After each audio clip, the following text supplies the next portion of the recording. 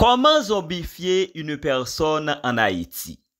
En Haïti, on zombifie une personne à partir d'un poison tiré dans une poisson appelée fugu. Une fois obtenue, la substance est mélangée avec de la bave de crapaud, du jus de vipère et quelques extraits végétaux. Ces produits provoquent une diminution du rythme cardiaque et respiratoire.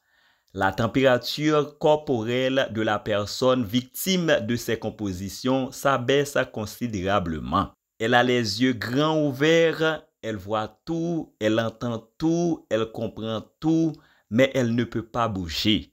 Elle ne peut pas interagir et tout le monde autour d'elle pense qu'elle est morte. Sauf évidemment les gens qui l'ont droguée. Après des funérailles, la personne est mise en terre. Tous les maçons des cimetières en Haïti, ainsi que les gens qui baillent les morts, aussi bien que les fossoyeurs, sont affiliés au cercle des loups-garous. Ils peuvent aisément identifier les victimes. Ils observent scrupuleusement la loi du silence sous peine de mourir à leur tour.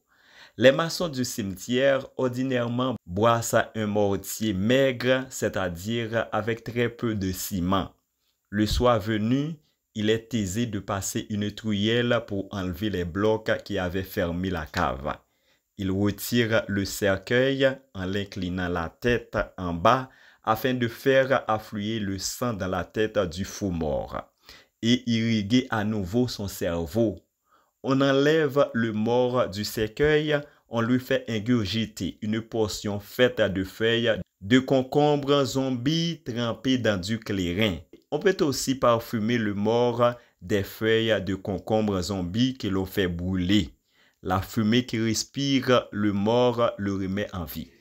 Ensuite, on frotte ses membres qui sont ankylosés, c'est-à-dire après une journée dans le cercueil, il souffre de crampes. Donc, on est obligé de masser ses membres en frictionnant le mort. Une fois réveillé de sa léthargie, on lui fait prendre un bain d'eau froide pour rétablir ses sens. On lui administre de violents coups de fouet, non pas par méchanceté, mais pour réveiller son système périphérique et réactiver ses muscles afin qu'il puisse marcher et se rendre chez le Ougan. Merci à vous tous. À la prochaine.